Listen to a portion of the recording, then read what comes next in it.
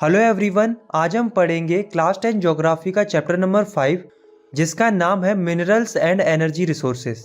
इस चैप्टर में हम डिटेल से मिनरल्स के बारे में पढ़ेंगे, मिनरल्स हमें कहाँ से मिलते हैं इसके बारे में पढ़ेंगे, मिनरल्स के टाइप्स के बारे में पढ़ेंगे, उनके कंजर्वेशन के बारे में पढ़ेंगे और साथ में हम एनर्जी रिसोर्सेज के बारे में भी डिटेल से पढ़ेंगे। ये चैप्टर जनरली बहुत ज़्यादा बोरिंग लगता है बट हम इसे आपके लिए बहुत ज़्यादा इंटरेस्टिंग बनाएंगे।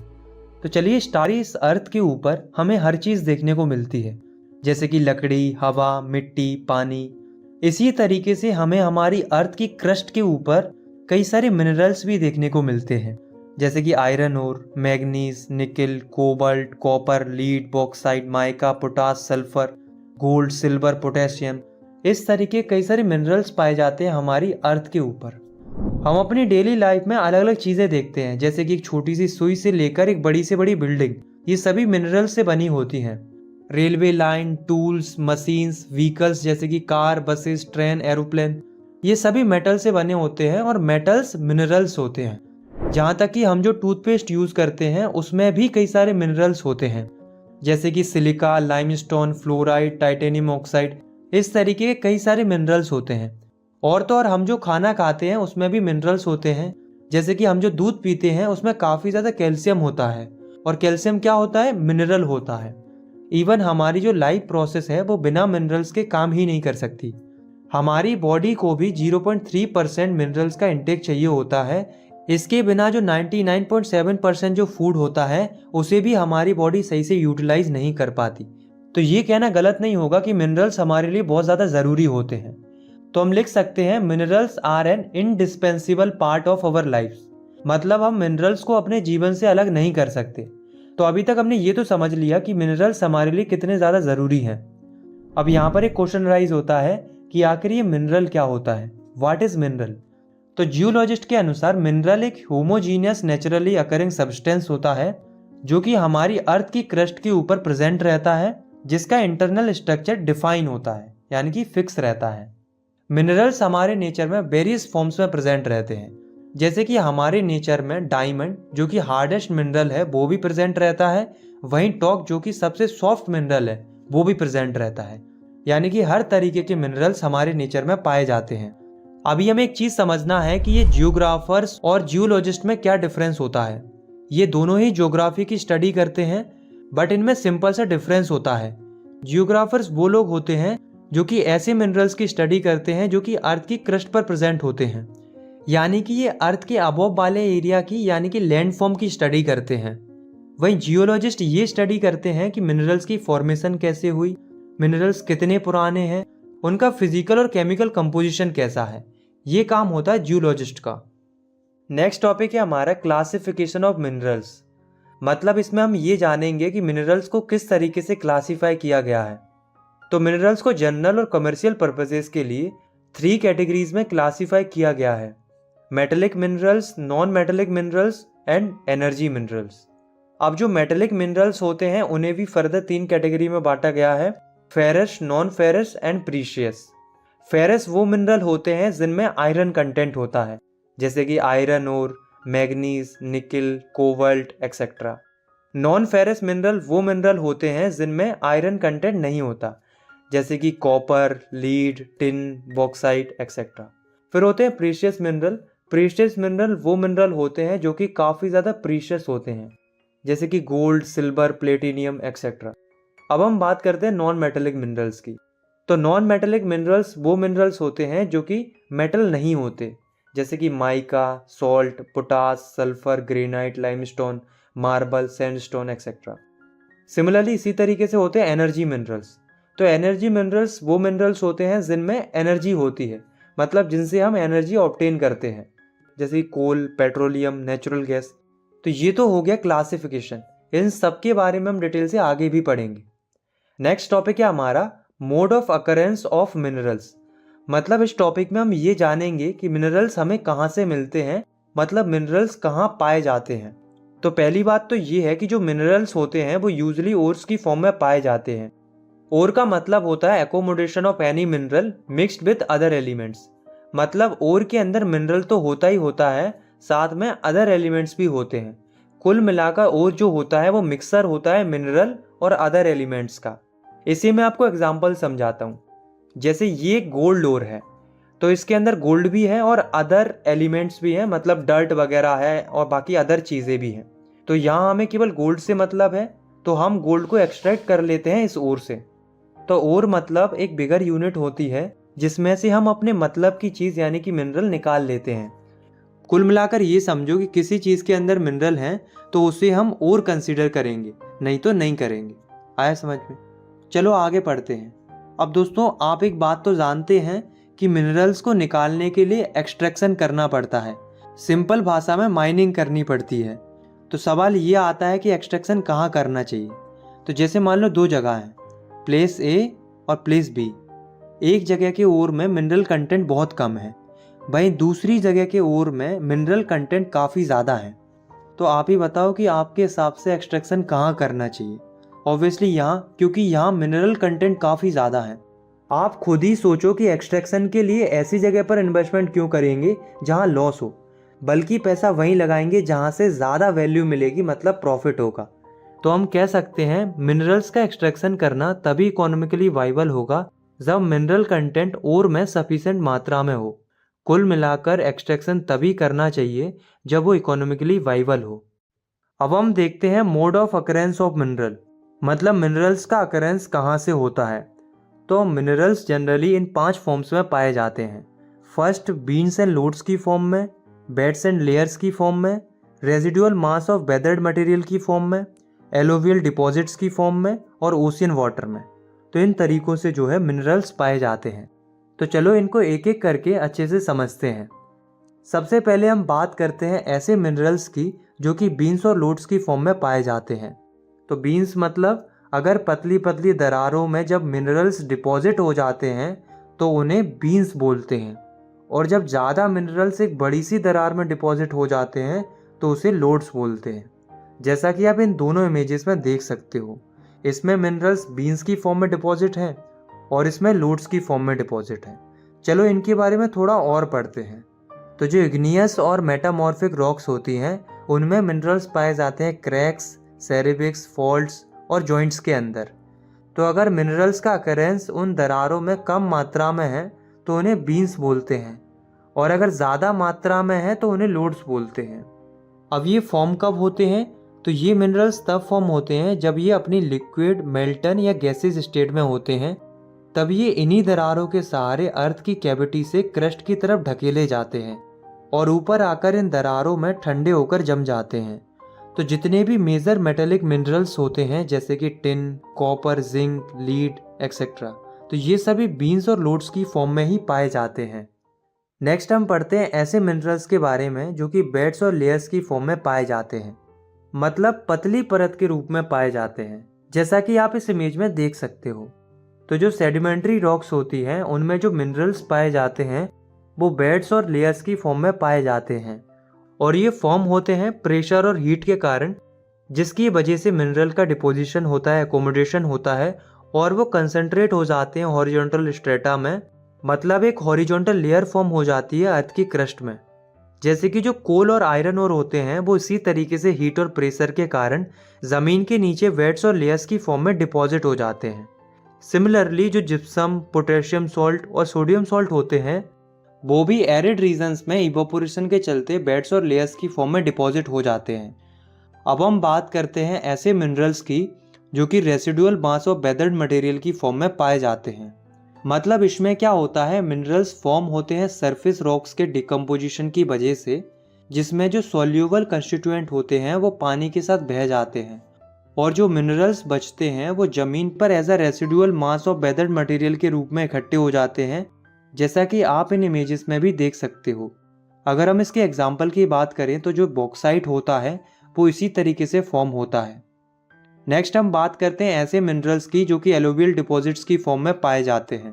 देखो इसमें क्या होता है, जो मिनरल्स होते हैं वो एलोवियल डिपॉजिट्स के रूप में इकट्ठे हो जाते हैं वैली के फ्लोज पर और हिल्स के बेस पर, क्योंकि जब पानी पहाड़ों से नीचे आता है तो वो अपने साथ साथ कई सारे मिनरल्स भी बहा कर लाता है जो कि बॉटम पर एज अ प्लेसर डिपॉजिट इकट्ठे हो जाते हैं, जैसा कि आप इस इमेज में भी देख सकते हो, इस तरीके से मिनरल जो हैं वो बॉटम पर इकट्ठे हो जाते हैं। तो इस तरह से जो मिनरल्स पाए जाते हैं वो जनरली ऐसे होते हैं जो कि पानी से कोरोड नहीं होते हैं, मतलब पानी से खराब नहीं होते हैं। जैसे कि गोल्ड, सिल्वर, टिन, प्लेटिनियम, ये जो मिनरल्स हैं वो इसी तरीके से पाए जाते हैं। नेक्स्ट हम बात करते हैं ऐसे मिनरल्स की जो ओशियन वाटर में पाए जाते हैं। तो जो ओशियन होते हैं, मतलब जो महासागर होते हैं, उनमें वास्ट क्वांटिटीज़ में मिनरल्स पाए जाते हैं। पर जो ज़्यादातर मिनरल्स होते हैं वो ओशियन के अंदर वाइडली डिफ्यूज्ड होते हैं, जिसकी वजह से उनका इकोनॉमिक सिग्निफिकेंस इतना ज़्यादा नहीं होता, मतलब वो उतने ज़्यादा फ़ायदेमंद नहीं होते, क्योंकि उनके एक्सट्रैक्शन में जिस हिसाब से इन्वेस्टमेंट होगा उस हिसाब से हमें प्रॉफिट नहीं मिलेगा।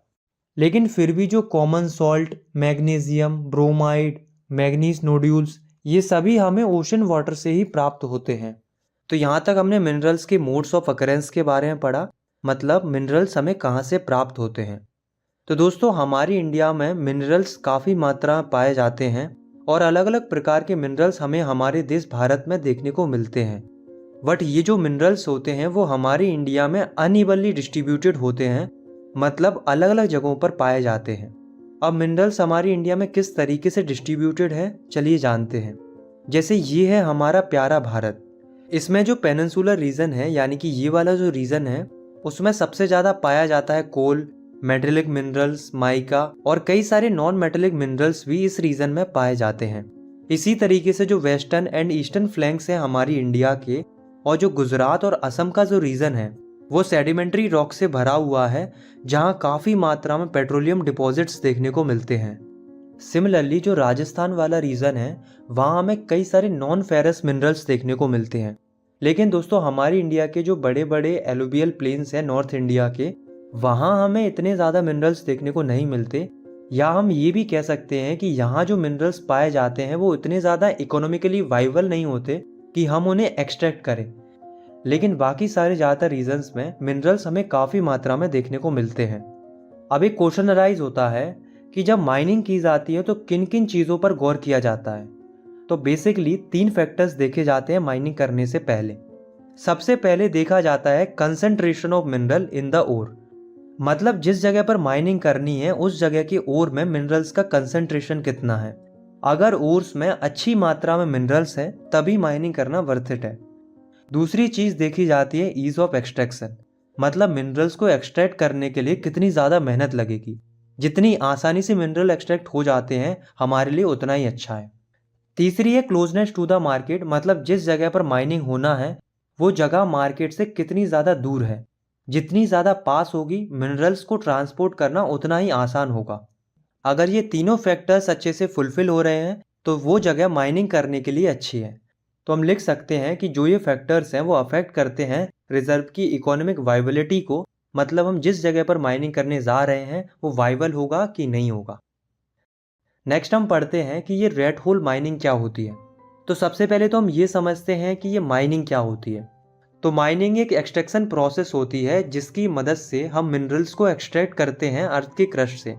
सिंपली मिनरल्स को एक्सट्रैक्ट करने की प्रोसेस को ही हम माइनिंग कहते हैं। अब दोस्तों, ऐसा नहीं है कि हर कोई माइनिंग कर सकता है, बल्कि हमारी इंडिया में जो मोस्ट ऑफ द मिनरल्स हैं वो नेशनलाइज्ड हैं, मतलब मिनरल्स को एक्सट्रैक्ट तभी किया जा सकता है जब गवर्नमेंट की परमिशन हो। गवर्नमेंट की बिना परमिशन की मिनरल्स को एक्सट्रैक्ट करना इलीगल माना जाता है।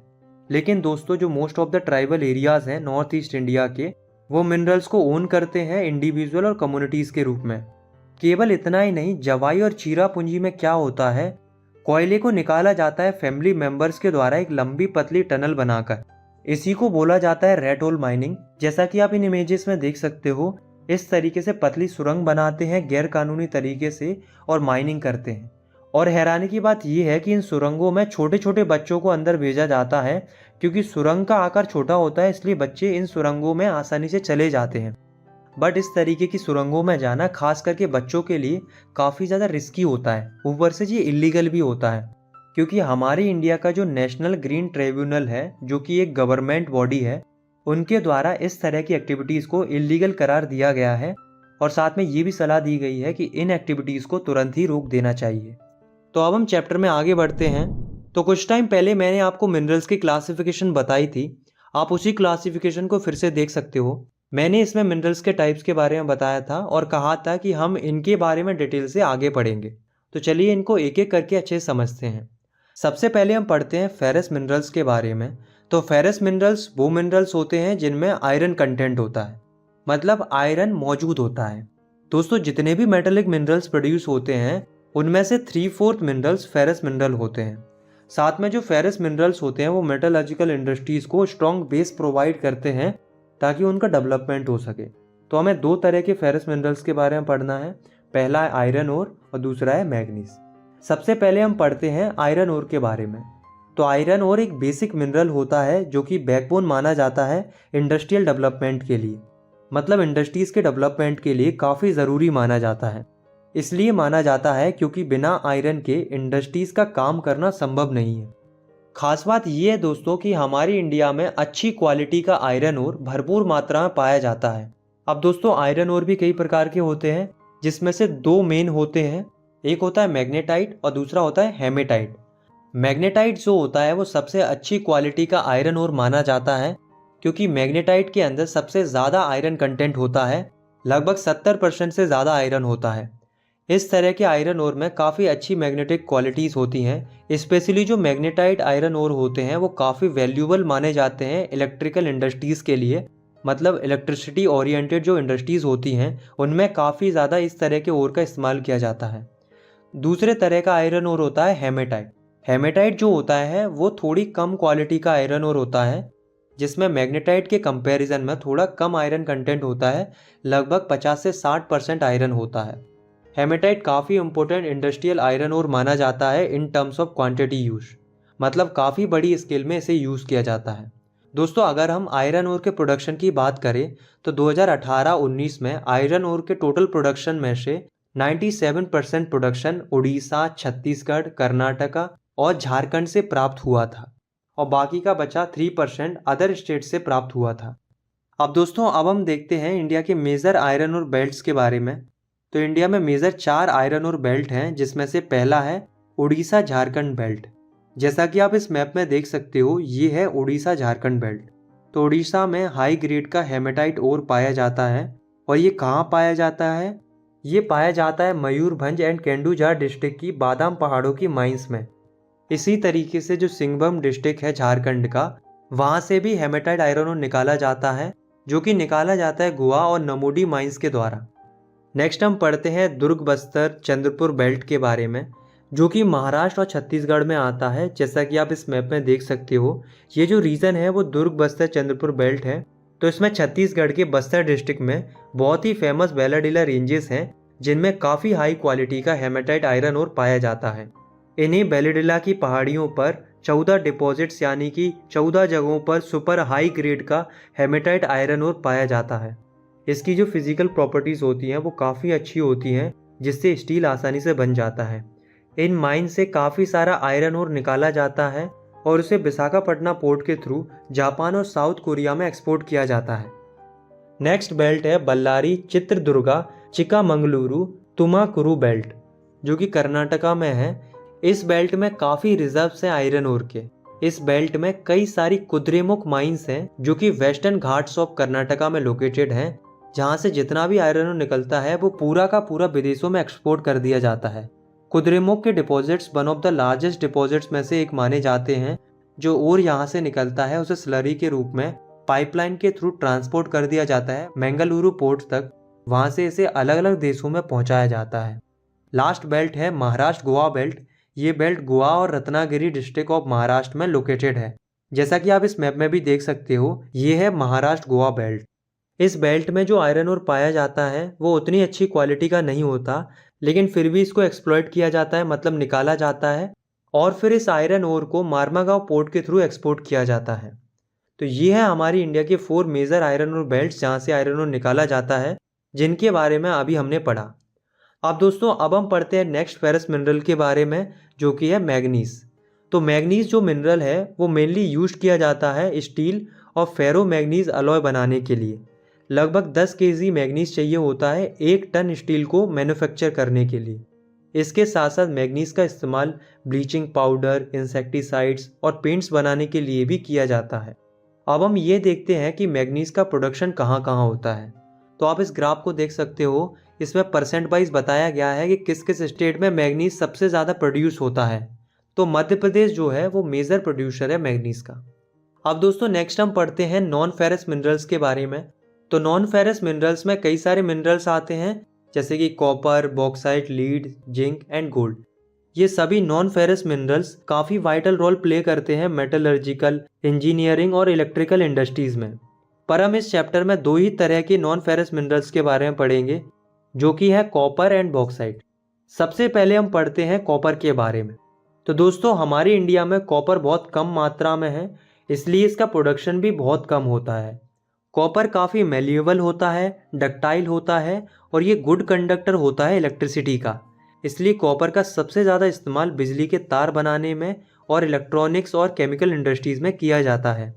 अगर हम कॉपर के प्रोडक्शन की बात करें तो जो बालाघाट माइंस है मध्य प्रदेश की, खैतरी माइंस है राजस्थान की और जो सिंगभांग डिस्ट्रिक्ट है झारखंड का, ये लीडिंग प्रोड्यूसर है कॉपर के। नेक्स्ट हम पढ़ते हैं दूसरे नॉन फेरस मिनरल के बारे में, जो कि है बॉक्साइट। तो वैसे तो कई सारे मिनरल्स और में एल्यूमिनियम पाया जाता है, पर सबसे ज़्यादा एल्यूमिनियम बॉक्साइट से ही निकाला जाता है। बॉक्साइट से सबसे पहले एल्यूमिना निकाला जाता है, जो कि एक किले जैसा सब्सटेंस होता है, यानी कि मिट्टी जैसा सब्सटेंस होता है, और फिर बाद में इससे एल्यूमिनियम बनाया जाता है।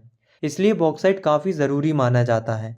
बॉक्साइट डिपॉजिट्स का फॉर्मेशन ऐसी चट्टानों के डिकम्पोज होने से होता है जिनमें काफ़ी अच्छी मात्रा में एल्यूमिनियम सिलिकेट्स होता है। आपको पता है कि बॉक्साइट से एल्यूमिनियम बनता है और एल्यूमिनियम हमारे लिए कितना ज़्यादा ज़रूरी होता है, क्योंकि इसमें लोहे जैसी स्ट्रेंथ भी होती है, प्लस ये बहुत ज़्यादा हल्का होता है और तो और ये गुड कंडक्टर होता है, साथ में ये मेलिएबल भी होता है।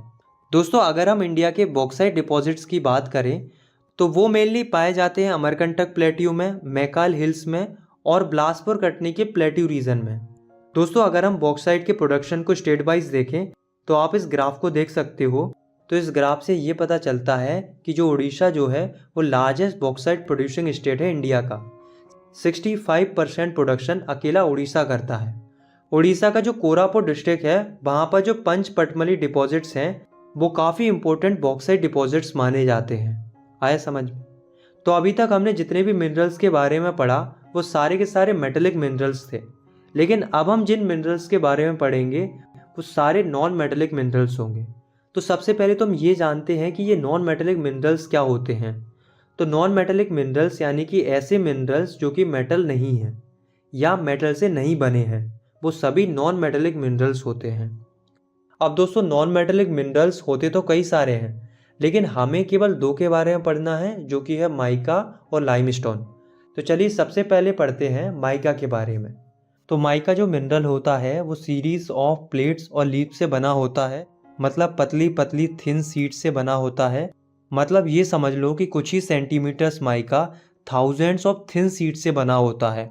जैसा कि आप इस इमेज में देख सकते हो, कुछ इस तरीके का माइका दिखाई देता है। माइका अलग अलग कलर का होता है, वो क्लियर भी होता है, ब्लैक, ग्रीन, रेड, येलो और ब्राउन कलर के भी माइका देखने को मिलते हैं। माइका में बहुत ही अच्छी डाई इलेक्ट्रिक स्ट्रेंथ होती है, प्लस ये लो पावर लॉस फैक्टर पर काम करता है। इसकी काफ़ी अच्छी इंसुलेटिंग प्रॉपर्टी होती है और ये हाई वोल्टेज के रेजिस्टेंस के रूप में भी काम करता है, इसलिए इसका काफ़ी ज़्यादा यूज़ होता है इलेक्ट्रिक एंड इलेक्ट्रॉनिक इंडस्ट्रीज़ में। अब हम ये देखते हैं कि माइका के मेजर प्रोड्यूसिंग एरियाज़ कौन कौन से हैं। तो माइका डिपॉजिट्स पाए जाते हैं नॉर्थ एज ऑफ छोटा नागपुर प्लेट्यू में, और कोदेरमा गया हजीराबाग बेल्ट जो है झारखंड में, वो लीडिंग प्रोड्यूसर है माइका का। इसी तरीके से राजस्थान में जो अजमेर रीजन है वो भी मेजर माइका प्रोड्यूसिंग एरिया है। फिर एक नेलोरे माइका बेल्ट है आंध्र प्रदेश में, वो भी काफ़ी इंपॉर्टेंट माइका प्रोड्यूसर है हमारी इंडिया का। नेक्स्ट अब हम पढ़ते हैं लाइमस्टोन के बारे में।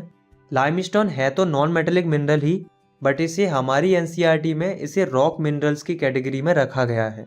तो चलिए लाइमस्टोन के बारे में पढ़ते हैं। तो लाइमस्टोन जो है वो ऐसी रॉक्स में या ऐसी चट्टानों में पाया जाता है जो कि कैल्शियम या कैल्शियम कार्बोनेट से या मैग्नीशियम से बनी होती हैं। लाइमस्टोन मोस्टली सेडिमेंट्री रॉक्स में पाया जाता है।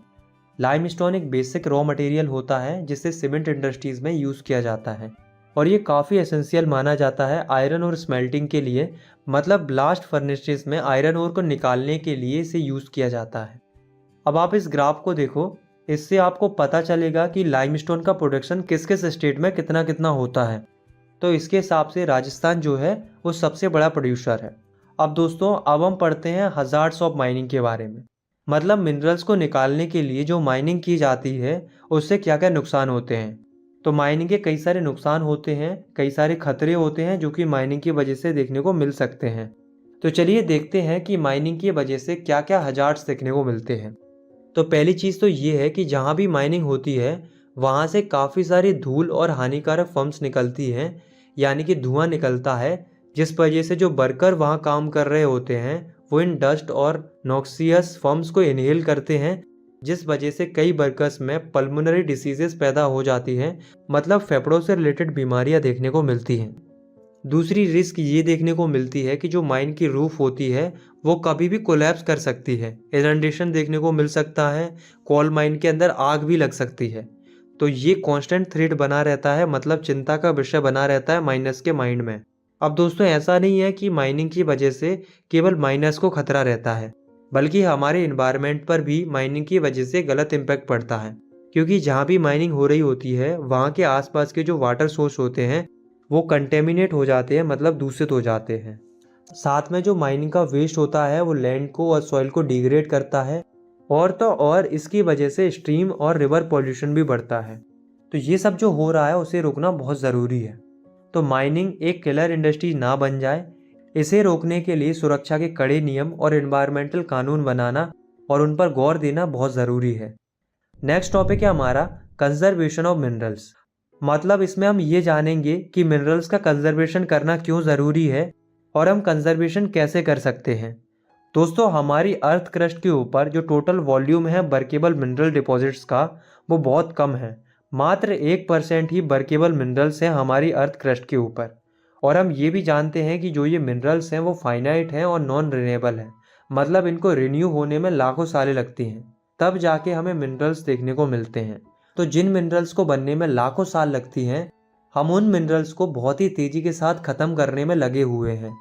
आज के समय में मिनरल्स को जिस स्पीड के साथ ख़त्म किया जा रहा है उसके कंपैरिजन में उनका फॉर्मेशन उतनी स्पीड से नहीं हो रहा है, बल्कि मिनरल्स की फॉर्मेशन प्रोसेस बहुत स्लो है। अगर हम अपनी कंट्री की बात करें तो हमारी इंडिया में काफ़ी रिच मिनरल्स डिपॉजिट्स हैं और वो हमारी इंडिया के लिए काफ़ी वैल्यूबल हैं, बट वो शॉर्ट लिव्ड पोजीशंस में हैं। मतलब अगर इसी तरीके से कंसिस्टेंटली एक्सट्रैक्शन होता रहा तो एक टाइम पर मिनरल्स की कमी देखने को मिलेगी। और तो और मिनरल्स के कंटिन्यूस एक्सट्रैक्शन के चलते मिनरल्स की कॉस्ट भी बढ़ती है, क्योंकि मिनरल्स को ज़्यादा गहराई से निकालना पड़ेगा बढ़ती डिमांड को पूरा करने के लिए, जिससे मिनरल्स की कॉस्ट बढ़ना स्वाभाविक है। साथ में इन मिनरल्स की क्वालिटी भी इतनी अच्छी नहीं होती। तो ऐसे में मिनरल्स का कंजर्वेशन करना बहुत ज़रूरी हो जाता है। अब हम ये जानते हैं कि मिनरल्स को हम कंजर्व कैसे कर सकते हैं। मतलब मिनरल्स को कंजर्व करने के लिए कौन कौन से स्टेप लिए जा सकते हैं। तो पहली बात तो ये है कि अगर हम वास्तव में चाहते हैं कि मिनरल का कंजर्वेशन हो तो उसके लिए सबको कंसंट्रेट होकर एफर्ट लगाने होंगे कि हम जिस भी मिनरल रिसोर्सेज का यूज़ करते हैं वो हम प्लान करके और सस्टेनेबल मैनर में यूज़ करेंगे या एक्सट्रैक्ट करेंगे, ताकि मिनरल्स का यूज़ केवल हम तक ही सीमित ना रहे, बल्कि जो आने वाली फ्यूचर जनरेशन्स हैं उनके लिए भी मिनरल्स बचे रहें। दूसरा, टेक्नोलॉजीज़ पर काफ़ी ज़्यादा ध्यान देने की ज़रूरत है, उन्हें इम्प्रूव करने की ज़रूरत है, ताकि जो लो ग्रेड के ओर्स हैं उन्हें भी यूज़ किया जा सके बहुत ही कम कॉस्ट में। तीसरा स्टेप है कि हम मेटल्स को रिसाइकिल कर सकते हैं। चौथा स्टेप ये लिया जा सकता है कि ज़रूरी नहीं है कि हम हर जगह मेटल का ही यूज़ करें, बल्कि हम उसकी जगह स्क्रैप मेटल्स और अदर सब्स्टिट्यूट्स का भी यूज़ कर सकते हैं। नेक्स्ट टॉपिक है हमारा एनर्जी रिसोर्सेज। दोस्तों, अभी तक हमने जितना भी पढ़ा वो मिनरल्स के बारे में पढ़ा, लेकिन अब हम जो पढ़ेंगे वो एनर्जी रिसोर्सेज के बारे में पढ़ेंगे। तो एनर्जी रिसोर्सेज वो रिसोर्सेज होते हैं जो एनर्जी जनरेट करते हैं या प्रोड्यूस करते हैं, या हम ये भी कह सकते हैं ऐसे रिसोर्सेज जिनसे हम एनर्जी ऑब्टेन करते हैं, जैसे coal, petroleum, natural gas, uranium and even from electricity. ये सभी एनर्जी रिसोर्सेज होते हैं। अब दोस्तों, एनर्जी रिसोर्सेज को दो कैटेगरी में क्लासिफाई किया गया है, conventional sources of energy and non conventional sources of energy. Conventional sources of energy का मतलब होता है परंपरागत ऊर्जा के स्रोत। नाम से ही समझ में आ रहा है, मतलब ऐसे एनर्जी रिसोर्सेज जिनका इस्तेमाल काफ़ी पुराने समय से हो रहा है। जैसे कि फायरवुड, केटल डक केक, कोल, पेट्रोलियम, नेचुरल गैस, इलेक्ट्रिसिटी, इनका इस्तेमाल हम काफ़ी पुराने समय से कर रहे हैं। और non conventional sources of energy का मतलब होता है गैर परंपरागत ऊर्जा के स्रोत, मतलब ऐसे एनर्जी रिसोर्सेज जिनका इस्तेमाल करना हम हाल ही में सीखे हैं, जैसे कि न्यूक्लियर और atomic energy, solar energy, wind power, biogas, टिंडल energy, geothermal energy, ये सभी non conventional sources of energy होते हैं। तो कन्वेंशनल सोर्सेज में हम इनके बारे में डिटेल से पढ़ेंगे और नॉन कन्वेंशनल सोर्सेज में हम इनके बारे में डिटेल से पढ़ेंगे। तो सबसे पहले हम पढ़ते हैं कन्वेंशनल सोर्सेज ऑफ एनर्जी के बारे में। दोस्तों, आज के समय में रूरल एरियाज में फायरवुड और केटल डक काफ़ी कॉमन माना जाता है, क्योंकि रूरल एरियाज में इनका काफ़ी ज़्यादा यूज़ होता है खाना बनाने के लिए। एक एस्टिमेट के हिसाब से 70% एनर्जी रिक्वायरमेंट की पूर्ति इन्हीं दो चीज़ों से की जाती है। लेकिन दोस्तों, आज के समय में फॉरेस्ट बहुत ज़्यादा डिक्रीज होते जा रहे हैं। ऐसे में इनका फॉरेस्ट से लकड़ी ऑब्टेन करना डिफ़िकल्ट होता जा रहा है और आने वाले समय में हो सकता है कि और ज़्यादा मुश्किल देखने को मिले। और तो और जिन उपलों को यूज़ किया जाता है रूरल एरियाज़ में, उसे भी डिस्करेज किया जाता है, क्योंकि इनका बेहतर इस्तेमाल एग्रीकल्चर में खाद के रूप में किया जा सकता है। अब दोस्तों, अब हम पढ़ते हैं कोल के बारे में, जो कि काफ़ी important conventional source of energy है। तो कोल यानी कि कोयला इंडिया में most abundantly available fossil fuel है, यानी कि बहुत बड़ी स्केल में पाया जाने वाला एक फ्यूल है। आज भी इंडिया की ज़्यादातर एनर्जी रिक्वायरमेंट कोल से ही पूरी की जाती है। इसका इस्तेमाल पावर जनरेशन इंडस्ट्रीज़ को बिजली सप्लाई करने के लिए किया जाता है, एज वेल एज घरेलू ज़रूरतों को पूरा करने के लिए भी किया जाता है। हमारा देश आज भी अपनी कमर्शियल एनर्जी रिक्वायरमेंट्स को पूरा करने के लिए कोल के ऊपर काफ़ी ज़्यादा डिपेंडेंट है। अब दोस्तों, जो कोल होता है उसे भी 4 टाइप में क्लासीफाई किया गया है on the basis of quality and their age, मतलब कोल की क्वालिटी क्या है और कोल कितना पुराना है, इस बेसिस पर क्लासीफाई किया गया है। तो अगर हम देखें coal on the basis of quality, तो क्वालिटी के बेसिस पर कोल 4 टाइप के होते हैं: पीट, लिग्नाइट, बिटुमिनस, एंथ्रेसाइट। पीट जो होता है वो सबसे लो क्वालिटी का कोल होता है। इसमें कार्बन बहुत होता है और इसमें मॉइस्चर कंटेंट भी रहता है, मतलब ये गीला भी रहता है, और साथ में इसकी लो हीटिंग कैपेसिटी होती है। तो जैसा कि आप इस इमेज में देख सकते हो, ये पीट है। पीट कुछ इस तरीके का दिखाई देता है। नेक्स्ट है लिग्नाइट। तो लिग्नाइट लो ग्रेड का ब्राउन कलर का कोल होता है, मतलब ये भी उतनी अच्छी क्वालिटी का कोल नहीं होता, लेकिन ये पीट से हल्का बेहतर होता है। लिग्नाइट कोल का जो मेन रिजर्व है वो है नवेली, तमिलनाडु, जहाँ पर इस कोल का यूज़ किया जाता है इलेक्ट्रिसिटी जनरेशन के लिए। नेक्स्ट है बिटुमिनस। ये जो कोल है वो इन दोनों तरह के कोल से बेहतर होता है। ये ज़मीन में काफ़ी गहरे पर मौजूद रहता है और ज़्यादा टेम्परेचर के चलते ये बेहतर क्वालिटी के कोयले के रूप में बाहर निकलता है। ये काफ़ी पॉपुलर कोल माना जाता है क्योंकि इसे सबसे ज़्यादा यूज़ किया जाता है कमर्शियल पर्पज़ के लिए। बिटुमिनस कोल में हाई ग्रेड के कोल को मेटलर्जिकल कोल बोला जाता है, जिसमें आयरन स्मेल्टिंग के लिए काफ़ी अच्छी स्पेशल वैल्यू होती है। नेक्स्ट है एंथ्रेसाइट। तो एंथ्रेसाइट जो होता है वो सबसे अच्छी क्वालिटी का कोल होता है और साथ में ये काफ़ी हार्ड भी होता है। अब दोस्तों, कोल को एज के बेसिस पर भी बांटा गया है, मतलब on the basis of ages coal को 2 टाइप में बांटा गया है, गोंडवाना कोल और दूसरा टर्सरी कोल। तो गोंडवाना कोल लगभग 200 मिलियन साल पुराना कोयला है। गोंडवाना कोल में ज़्यादातर मेटलर्जी कोल आता है। तो अब ये गोंडवाना कोल कहाँ देखने को मिलता है? तो गोंडवाना कोल देखने को मिलता है दामोदर वैली, वेस्ट बंगाल और झारखंड में, और झरिया, रानीगंज और बोकारो रीजन में हमें ये गोंडवाना कोल देखने को मिलता है। दूसरा है टर्सरी कोल। टर्सरी कोल इतना ज़्यादा पुराना नहीं है, ये लगभग 55 मिलियन साल पुराना कोयला है, जो कि नॉर्थ ईस्टर्न स्टेट जैसे कि मेघालय, असम, अरुणाचल प्रदेश, नागालैंड में पाया जाता है। दोस्तों, आपको ये याद रखना है कि जो कोयला होता है वो बल्की मटेरियल होता है, मतलब कोयला काफ़ी भारी मटेरियल होता है, पर जब इसका इस्तेमाल कर लिया जाता है तो ये हल्का हो जाता है क्योंकि कोयला राख में बदल जाता है। तो जैसा कि मैंने आपको बताया कि कोयला काफ़ी बल्की मटेरियल होता है, तो इसे ऐसे लंबी दूरी तक ट्रांसपोर्ट करना इतना आसान नहीं होता। तो ऐसे में जो बड़ी बड़ी इंडस्ट्रीज़ होती हैं और जो थर्मल पावर स्टेशंस होते हैं वो ज़्यादातर कोल फील्ड के आसपास इस्टेब्लिश किए जाते हैं ताकि ट्रांसपोर्टेशन आसानी से हो सके। नेक्स्ट दोस्तों, अब हम पढ़ते हैं पेट्रोलियम के बारे में। तो पेट्रोलियम जो है, जिसे हम मिनरल ऑयल भी कहते हैं, वो इंडिया का दूसरा सबसे बड़ा एनर्जी का सोर्स है आफ्टर कोल। पेट्रोलियम को हीट और लाइटिंग के लिए फ्यूल के रूप में, मशीन्स के लुब्रिकेंट्स के रूप में इस्तेमाल किया जाता है। और तो और ये रॉ मटेरियल भी प्रोवाइड करता है मैन्युफैक्चरिंग इंडस्ट्रीज़ के लिए। केवल इतना ही नहीं दोस्तों, बल्कि जो पेट्रोलियम रिफाइनरीज होती हैं वो एक्ट करती हैं एज अ नोडल इंडस्ट्रीज, मतलब एक मुख्य इंडस्ट्री के रूप में काम करती हैं। क्योंकि जितनी भी सिंथेटिक टेक्सटाइल, फर्टिलाइजर और केमिकल इंडस्ट्रीज होती हैं उनमें पेट्रोलियम काफ़ी इंपॉर्टेंट रोल प्ले करता है।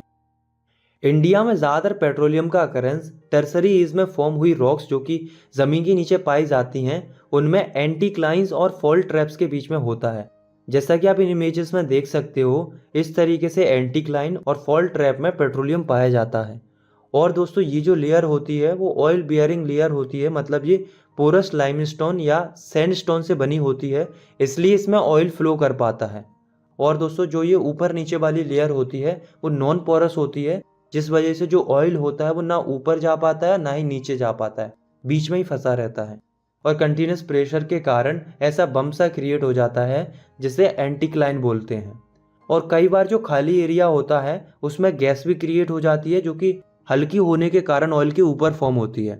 अगर हम ये देखें कि इंडिया में पेट्रोलियम डिपॉजिट कहाँ पाया जाता है तो मुंबई हाई, गुजरात और असम ये मेजर पेट्रोलियम प्रोड्यूसिंग एरिया हैं इंडिया के, जिसमें जो अंकलेश्वर है वो मोस्ट इम्पोर्टेंट फील्ड है गुजरात की। असम जो है वो इंडिया का ओल्डेस्ट ओल्ड प्रोड्यूसिंग स्टेट है, जिसमें डिगबॉय, नहर काटिया एंड मोरन हगरीजन जैसी काफ़ी इंपॉर्टेंट ऑयल फील्ड्स देखने को मिलती हैं। नेक्स्ट हम पढ़ते हैं नेचुरल गैस के बारे में। तो natural gas clean energy source मानी जाती है जो कि पेट्रोलियम डिपॉजिट्स के साथ पाई जाती है, जैसा कि मैंने अभी अभी बताया था, जिसमें जब पेट्रोलियम दो आइसोलेटेड लेयर्स के बीच में होता है तो हीट और प्रेशर के कारण इस एरिया में नेचुरल गैस फॉर्म हो जाती है। नेचुरल गैस को पेट्रोकेमिकल इंडस्ट्रीज में, फर्टिलाइजर इंडस्ट्रीज में और अदर इंडस्ट्रीज में एज अ एनर्जी सोर्स और रॉ मटेरियल के रूप में इस्तेमाल किया जाता है।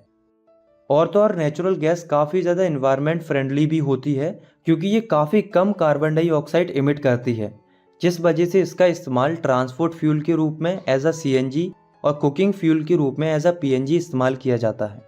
अगर हम इंडिया के मेजर गैस रिजर्व की बात करें तो वो पाए जाते हैं कृष्णा गोदावरी बेसिन्स में, मुंबई हाई में, गल्फ ऑफ कम्बे में और अंडमान एंड निकोबार आइलैंड्स पर।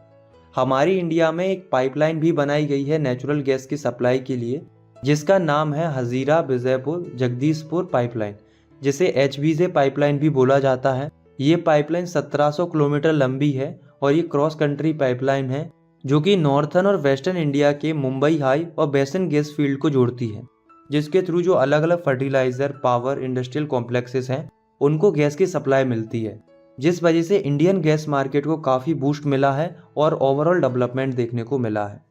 अब हम next conventional source of energy के बारे में पढ़ते हैं जो कि है इलेक्ट्रिसिटी। तो हम सभी जानते हैं कि इलेक्ट्रिसिटी का इस्तेमाल दुनिया भर में कितना ज़्यादा होता है। इनफैक्ट इलेक्ट्रिसिटी के पर कैपिटा कंजप्शन को ही इंडेक्स ऑफ डेवलपमेंट माना जाता है। मतलब इलेक्ट्रिसिटी के कंजप्शन से ये पता किया जा सकता है कि वो कंट्री कितनी ज़्यादा डेवलप है। अब दोस्तों इलेक्ट्रिसिटी को मेनली दो तरीक़ों से जनरेट किया जाता है। पहली होती है हाइड्रो इलेक्ट्रिसिटी और दूसरी होती है थर्मल इलेक्ट्रिसिटी। हाइड्रो इलेक्ट्रिसिटी में क्या होता है, इलेक्ट्रिसिटी जनरेट की जाती है फास्ट फ्लोइंग वाटर की मदद से।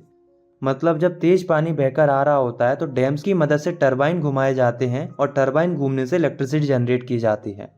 वहीं थर्मल इलेक्ट्रिसिटी जनरेट की जाती है फ्यूल्स को बर्न करके, जैसे कि कोल, पेट्रोलियम, नेचुरल गैस, इनको बर्न करके हीट की मदद से टरबाइन को घुमाया जाता है और इलेक्ट्रिसिटी जनरेट की जाती है। हाइड्रो इलेक्ट्रिसिटी जनरेट की जाती है फास्ट फ्लोइंग वाटर से, जो कि एक रिन्यूएबल रिसोर्स है। इंडिया में हाइड्रो इलेक्ट्रिसिटी जनरेट करने के लिए कई सारे मल्टीपर्पज़ प्रोजेक्ट्स हैं, जैसे कि Bhakra Nangal, Damodar valley corporation, the Kopili hydel project etcetera.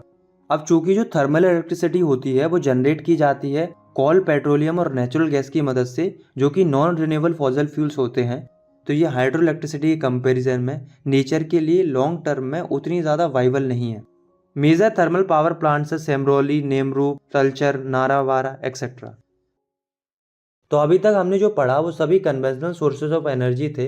अब हम पढ़ेंगे non conventional sources of energy के बारे में, मतलब ऐसे एनर्जी के सोर्सेज के बारे में जिनका इस्तेमाल करना हमने हाल ही में शुरू किया है, जैसे कि nuclear energy, solar energy, wind power, biogas, tidal energy, geothermal energy, इन सब के बारे में हम पढ़ेंगे। अब यहाँ पर एक क्वेश्चन राइज होता है कि हमें non conventional sources of energy की ज़रूरत क्या पड़ी जबकि हमारे पास कन्वेंशनल सोर्सेज थे एनर्जी के। तो ऐसा इसलिए है क्योंकि एनर्जी का यूज़ बढ़ गया है कंट्री में, जिस वजह से हम फॉसिल फ्यूल्स जैसे कि कोल, ऑयल एंड गैस इनके ऊपर काफ़ी ज़्यादा डिपेंडेंट हो गए हैं। और ऊपर से ऑयल और गैसेस की प्राइजेस तेज़ी से बढ़ रही हैं क्योंकि इनका एग्जिस्टेंस कम होता जा रहा है। तो फ्यूचर में ये हमारी इकोनॉमी के लिए एक बहुत बड़ा संकट बन सकता है। इससे ना केवल हमारी इकोनॉमी को नुकसान होगा, बल्कि फॉसिल फ्यूल्स के ज़्यादा यूज़ से कई सारी सीरियस एनवायरमेंटल प्रॉब्लम्स भी देखने को मिल सकती हैं। इसलिए हमें नॉन कन्वेंशनल एनर्जी सोर्सेज को अपनाना चाहिए क्योंकि ये रिन्यूएबल होती हैं, पॉल्यूशन कम करती हैं और इन्वायरमेंटल फ्रेंडली होती हैं। तो आया समझ में कि क्यों हम non conventional sources of energy की तरफ भाग रहे हैं। तो चलो सारी नॉन कन्वेंशनल सोर्सेज को एक एक करके अच्छे से समझते हैं। सबसे पहले हम पढ़ते हैं न्यूक्लियर या एटॉमिक एनर्जी के बारे में। तो इसमें क्या होता है, जो एनर्जी होती है वो ऑब्टेन की जाती है बाय अल्टरिंग एटॉमिक स्ट्रक्चर।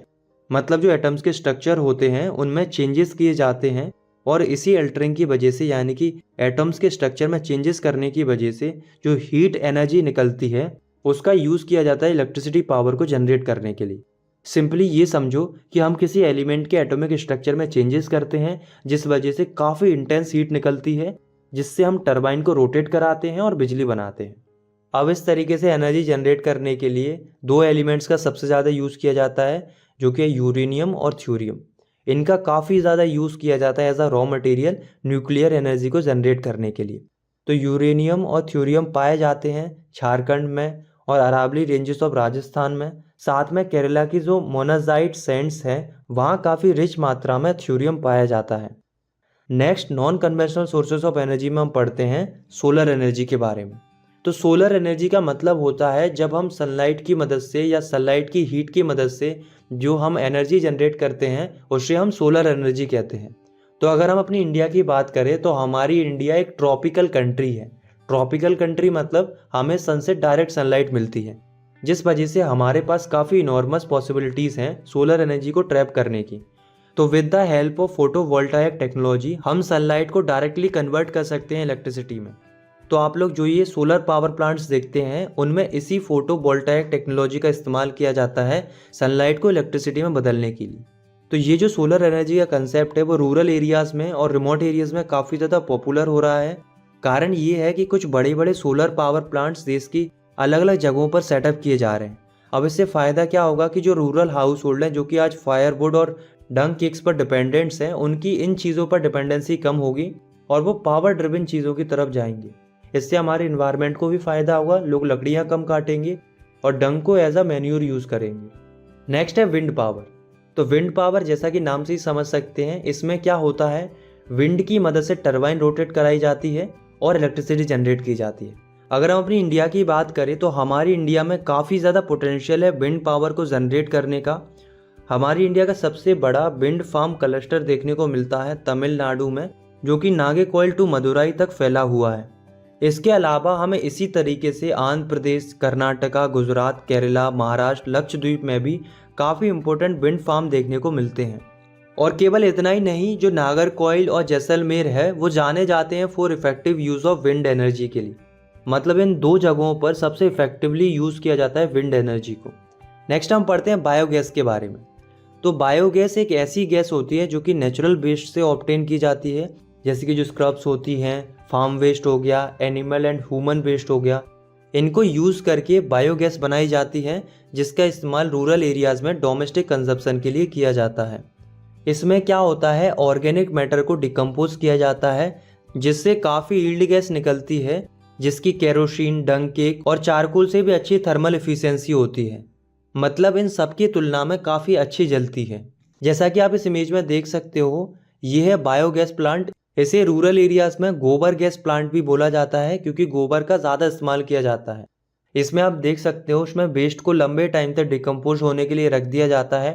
तो बाद में जब इसमें गैस बन जाती है तो वो इस चैम्बर में स्टोर हो जाती है, जिसको बाद में उपयोग में लिया जाता है। इसके दो अच्छे बेनिफिट होते हैं। पहला तो ये अच्छा सोर्स ऑफ एनर्जी होता है, और दूसरा हमें इससे क्वालिटी ऑफ मैन्योर मिल जाता है, और तो और पेड़ों को भी कम काटा जाएगा लकड़ियों के लिए, क्योंकि बायोगैस उनके लिए एक अल्टरनेटिव रहेगा। नेक्स्ट हम पढ़ते हैं टाइडल एनर्जी के बारे में। तो टाइडल एनर्जी मतलब ऐसी एनर्जी जो कि ओशनेटिक टाइड से जनरेट की जाती है। मतलब समुद्र की जो बड़ी बड़ी लहरें आती हैं उनसे जो है इलेक्ट्रिसिटी जनरेट की जाती है। जैसा कि आप इसे देख सकते हो, इससे आपको आइडिया लगेगा कि टाइडल एनर्जी किस तरीके से जनरेट की जाती है।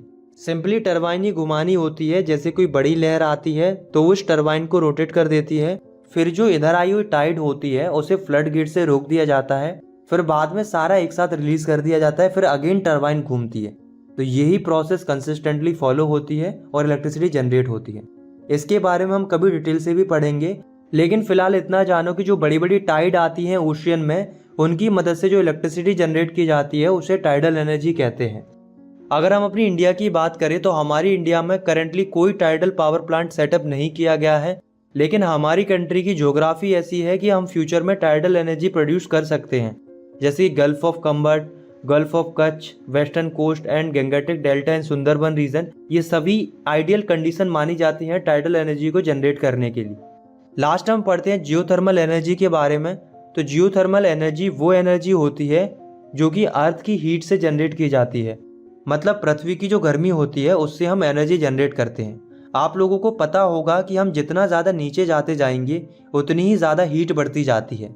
तो जहाँ ज़मीन के नीचे बहुत ज़्यादा हाई हीट होती है या हाई टेम्परेचर होता है, वहाँ की ज़मीन के नीचे का जो पानी होता है वो भी बहुत ज़्यादा गर्म हो जाता है, जिस वजह से स्टीम ऊपर की ओर उठती हैं और हम उसी स्टीम की मदद से टरबाइन घुमाते हैं। भारत में कई सारी ऐसी हॉट स्प्रिंग्स हैं जहाँ से हम इलेक्ट्रिसिटी जनरेट कर सकते हैं। साथ में हमारी इंडिया में जियोथर्मल एनर्जी के लिए 2 एक्सपेरिमेंटल प्रोजेक्ट सेटअप किए गए हैं, जिसमें से पहला लोकेटेड है हिमाचल प्रदेश की पार्वती वैली पर और दूसरा लोकेटेड है लद्दाख की पुगा वैली पर। लास्ट टॉपिक है हमारा कंजर्वेशन ऑफ एनर्जी रिसोर्सेज। तो जैसे जैसे हमारी इंडिया का डेवलपमेंट हो रहा है तो उस डेवलपमेंट के चलते एनर्जी की नीड भी बढ़ी है, क्योंकि हम सभी को पता है नेशनल इकोनॉमी के हर एक सेक्टर में एनर्जी रिसोर्सेज यूज होती हैं, जैसे कि एग्रीकल्चर में, इंडस्ट्री में, ट्रांसपोर्ट में, कमर्शियल डोमेस्टिक नीड्स के लिए, इन सब के लिए हमें एनर्जी की ज़रूरत होती है। इसके चलते हमारी कंट्री में एनर्जी कंजप्शन बहुत तेज़ी से बढ़ रहा है, जिससे उनकी कॉस्ट भी राइज कर रही है। तो ऐसे में ये ज़रूरी हो जाता है कि हम एनर्जी रिसोर्सेज को सस्टेनेबल मैनर में यूज़ करें। तो इसके लिए 2 चीज़ें की जा सकती हैं। पहला कि लोगों को एनर्जी कंजर्वेशन के लिए जागरूक कर सकते हैं, दूसरा रिन्यूएबल एनर्जी रिसोर्सेज की तरफ जा सकते हैं, क्योंकि रिन्यूएबल एनर्जी रिसोर्सेज ज़्यादा अच्छा ऑप्शन है as compare to non renewable energy resources के। तो इसके लिए हम सबको ही जागरूक होने की ज़रूरत है। इसके लिए हम खुद से भी कुछ स्टेप्स ले सकते हैं, जैसे कि हम खुद के वाहनों की बजाय पब्लिक ट्रांसपोर्ट सिस्टम को यूज़ कर सकते हैं। जब हमें ज़रूरत नहीं है तब हम इलेक्ट्रिसिटी के स्विचेस को ऑफ कर सकते हैं, पावर सेविंग डिवाइसेस यूज़ कर सकते हैं और सबसे अच्छा non conventional sources of energy की तरफ जा सकते हैं। एक बहुत अच्छी लाइन है कि energy saved is energy produce. मतलब वैसे तो साइंस के अकॉर्डिंग हम एनर्जी को प्रोड्यूस नहीं कर सकते, हम उसे ट्रांसफॉर्म कर सकते हैं। पर आप ये मान के चलो कि अगर आप एनर्जी को सेव कर रहे हैं तो आप एनर्जी को एक तरीके से प्रोड्यूस ही कर रहे हैं। ये इस लाइन का डीप मीनिंग है। आई होप आपको ये वीडियो पसंद आई होगी। अगर आपको ये वीडियो पसंद आई तो आप इस वीडियो को लाइक कर सकते हो, चैनल को सब्सक्राइब कर सकते हो and best of luck for your exam. मिलते हैं नेक्स्ट वीडियो में, तब तक के लिए टेक केयर, बाय बाय।